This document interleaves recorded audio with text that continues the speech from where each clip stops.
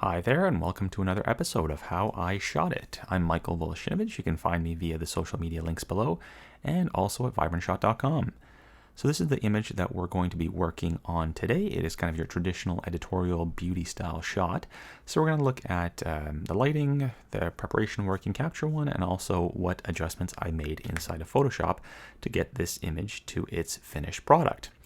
Now, before we get started, please take a moment to check out my store at store.vibrantshot.com. I've got a bunch of Lightroom and Capture One styles, as well as actions to help you with your dodging and burning. So just help support me there and help me to keep making these videos. So first things first, before we look at the raw adjustments, let's jump over to Photoshop and actually take a look at the lighting diagram. So you can see this is sort of the ratio of subject to background to camera. The lens that I used for this was a 110mm on my medium format, so the equivalent of that is about an 80mm on 35mm. Now, generally speaking, you'd probably want to use an even longer lens than that. In this case, at the time I shot this, which was probably about 2 years ago or so, the 110 was the longest lens I had for my medium format. So that is what I used here, but again, I would probably, if I had, like a 150 for medium format, that would be my choice for this particular image. But nevertheless, the 110 serves as a perfectly fine beauty lens for it. And you can use really anything. I think a 7200 on a 35mm is really a great choice, and I will further explain why in a moment. So in terms of the main light here, let's just turn that on. You can see that this is just a fairly hard light source, and it was actually an Elinchrom maxi spot, I believe, with an Elinchrom 1000 watt-second strobe. So that was my main light there, and you can see it's kind of positioned slightly above eye level. You can tell that from the fact that the shadows don't go too deep below the nose or the chin. And the reason I positioned it that way is because I wanted to have those harder shadows, but at the same time I didn't want them to kind of, really be too aggressive and require me to add a ton of extra fill. In this case, I don't have any additional fill for the main light, so I didn't really use a reflector here. I didn't use an additional light source to fill from below. If this light was brought up higher, I probably would use something like a soft box down here and just bring down the power to fill in these shadows a little bit. Or I would use a reflector that the model could hold down below just to, again, fill in those shadows. But that wasn't necessary here, and it's usually not necessary if you don't have that main light up too high, even with a hard light source like the maxi spot, which is basically just an open reflector. There's no diffusion over top of it, and it's got sort of a silver inside, so it really is quite punchy, quite strong. And that light is actually providing the lighting for the background as well. So you can see that overall the subject wasn't too far from the background because we can see the shadow back here behind her. So that's just coming from the subject itself being cast from the main light, and you can see it's kind of offset to this side. So that's going to cast the shadow somewhere over here, which is what you're seeing. So now the other thing that we have are these rim lights, and the perfect way to do these rim lights is to use a strip box with grids, and you want to use those grids to, again, control the amount of spill that you're getting from those rim lights. You don't want it kind of going all over the place, and you want it to create sort of these defined lines. I didn't have that, so what I ended up using here was just some V-flats. So if we turn on the V-flats, you can see these are the V-flats here, and I actually positioned the two lights using again, open reflectors here, and then bouncing them into the V-flat. And what I ended up doing was just kind of closing in the V-flat as much as I could to still allow some light to come out, but obviously not so tight that it's, kind of obstructing the light source in general. So these were, fairly closed in. And the trick really here is to position them in a way such that it's not spilling a ton of light on the lips and on the nose. Now in this case you can see it is spilling a little bit of light on the nose because the model is slightly turned this way, so her body position is more kind of along this sort of angle. So this light here was spilling on the nose slightly, and that's okay. You just don't want it going so far in that it fails to define the cheekbones and it's kind of spilling all across and then catching this part of her lip.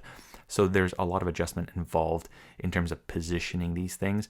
So I'll kind of talk about that in a moment as well once we cover off the remaining elements that we have here, which is the front V-flat. So I've put in an additional set of V-flats over here to prevent any sort of flaring from happening into the lens. Again, whenever you're using these kicker lights, you're going to get a lot of flaring if you don't block that off, either with a V-flat or a flag on a C-stand, or alternatively, you don't have any of those and you have a 70-200 lens, obviously using your lens hood and getting far back using a focal length of like 200 millimeters is another way to kind of get around it. You might still get a little bit, but overall it will eliminate most of the problem. Now, obviously, because I was stuck with a 110 lens here, I had to make do with some V-flats to kind of block it off. So make sure that you account for that. Now, in terms of power, I'm not going to give you, specific power settings because it really just depends on the sort of strobe that you're using, your f-stop, ISO, and everything on the camera. Now, in this case, my f-stop was f16 and my ISO was 200. So obviously, with f16, I wanted to have a fairly wide range in terms of the depth of field. I didn't want it to be too shallow, so that's typical beauty shot. Usually you want everything to be in focus, and also I wanted to make sure that I nail the focus every time on these images, so that's why I went with f16. And so as a result, I did turn up the strobe quite a bit in order to expose everything correctly. Alternatively, of course, you can go up in your ISO if you don't have a strobe that's powerful enough, but for beauty, anywhere between f12, f18 even is where you're typically going to be. Now, as far as the rim lights here, the power setting, what I would usually recommend is starting at kind of half the amount of power that you have on your main light. So what I would do is set up your main light without any of these rim lights turned on, get that exposure correct, get your f-stop set up in your camera in such a way that you have a lot of flexibility to go up and down on those kicker lights, because obviously you don't want to be kind of at the edge of having them as low as possible or as high as possible. So just make sure that whatever you set up to, you can kind of, go up and down fairly dramatically, because it will depend. Like sometimes you'll want this effect to be very subtle, sometimes you want it to be pretty aggressive, but what you certainly don't want is for it to really blow out the skin here. We want to make sure that we have skin detail and we have some sort of skin color. So just make sure that it's not overly bright. So once you get this main light set up, turn it off, and then set these ones up accordingly. So just kind of position your model, make sure that you get the right positioning of it so that it's just kind of kissing the edge of the cheekbones, and then also adjust the power up and down until you're happy with it. And again, not blowing out, not too aggressive, and also, at the same time, not so subtle that you won't see it once you combine this main light. So then, of course, turn the main light on, do a couple test shots, and just make sure that you're happy with the ratio there. And what I typically do is I actually shoot with a black and white preview on my camera so I can get a better feel for how that lighting is looking there. So that is really it for the lighting. As far as position of camera, I was just kind of at chest level, shooting upwards, and that's, again, pretty typical for beauty. I usually will shoot beauty going upwards to, again, elongate the neck and just kind of make it look slightly more dramatic. So that's it for the lighting. Let's go ahead and jump back into Capture One now and just look at the raw prep, which was very minimal, and then we'll jump into Photoshop to see what steps were taken there. So here's our image out of camera in Capture One. And as you can see, in terms of adjustments, they were very minimal. So I just brought down the exposure slightly, and just kind of making sure that I'm at no point am I really clipping all of that highlight information. So beyond this, I just added a little bit of contrast, a little bit of clarity, and I just brought in these shadow and highlight endpoints here on the levels, because if we just take a look at before and after, you can see that it's just adding a little bit more contrast. So even with those V-flats, you can see that the contrast was slightly lost in the hair. So I just wanted to make sure that I bring that back. And obviously you could see in the final image that we were able to build that back, but certainly as much as possible, you want to eliminate that problem within camera as you can. And as far as additional adjustments, I probably adjusted white balance. Let's take a look and see if there was an original. No, I think I actually even left white balance as it was out of camera. So that's pretty much all we had to do here.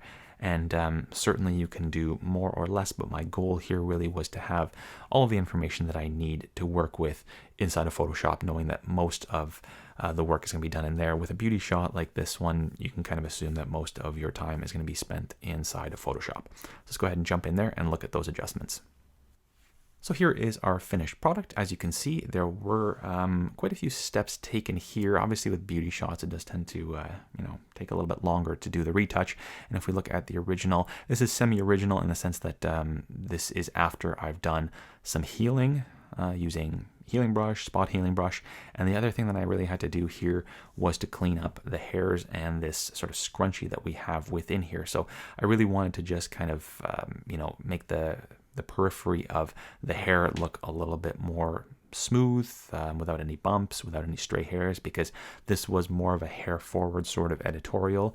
And as a result of that, obviously I wanted to get the hair looking as perfect as possible. So I'm not going to talk about like hair retouching techniques, because that's a subject in and of itself. And I have a course on hair retouching in Retouching Academy, so that you can take a look at that, and it's like hours long in terms of the different things that you need to do with hair. But most likely I think I'd probably just use something like clone stamp tool to clean up the edge, and then I just liquefied the subject to kind of get the positioning perfect, and I liquefied the scrunchie to get it, nice and smooth and not have all the bumps. If we kind of look at the original one inside of Capture One, you can see here that it is a little bit bumpy and it's not quite as smooth, and you can see kind of some stray hairs here, a few bumps. And so the final result after doing the liquefy is something like this. And then the next thing I did was I wanted to fill in some of these gaps here, so I actually have a little filler, and for that what I basically did was I took a graft from one area, duplicated it, positioned it here, and then just used free transform tools just to kind of fit it in, and then some additional spot healing and clone stamp tool just to kind of fill it out.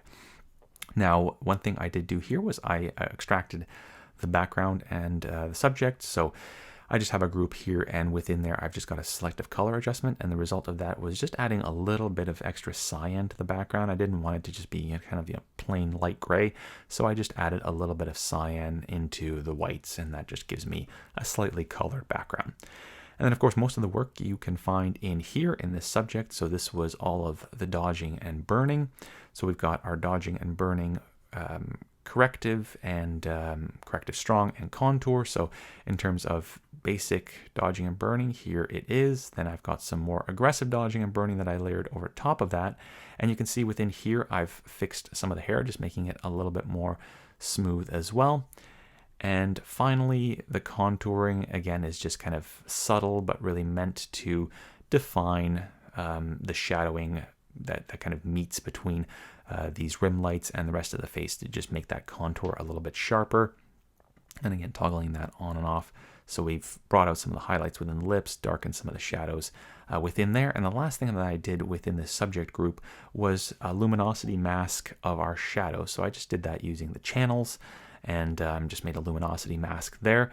And then I apply that to a curves adjustment, so that this curves adjustment just kind of darkens it down even more, because again, we lost some of that contrast as a result of some flaring from those rim lights, which were pretty strong here. So I wanted to further darken down those shadow areas. And then what I did here was I removed some of what I felt was like a green cast within the shadows. So using a selective color adjustment on neutrals, I just added a little bit more magenta to get rid of that.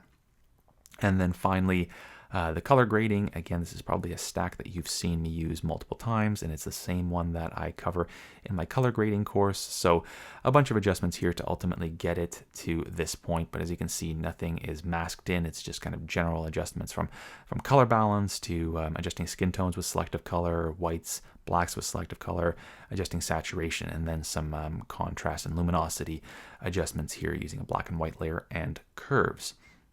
So that is kind of the final effect there. And the last thing that we have is just a little bit of brightening within the eyes. So all of that combined gives us this here. And of course, again, like I said at the beginning, that was coupled with a little bit of healing and a little bit of liquefy and cleaning up the edges to make the hair nice and perfect. Now, if you're wondering about the hair, I actually had the hairstylist kind of on a stool holding the hair up, so that kind of kept our ponytail going upwards in the right spot as opposed to flopping down. So that's kind of how we did that. And so that is ultimately how this image came to be. So hopefully you found that progression interesting and useful. And if there are other images that you want me to feature in this series, do check out my social media and just leave me a note there so I can try to include it in an upcoming episode. Until then, stay safe and healthy, stay creative, and we'll see you in the next one. Bye for now.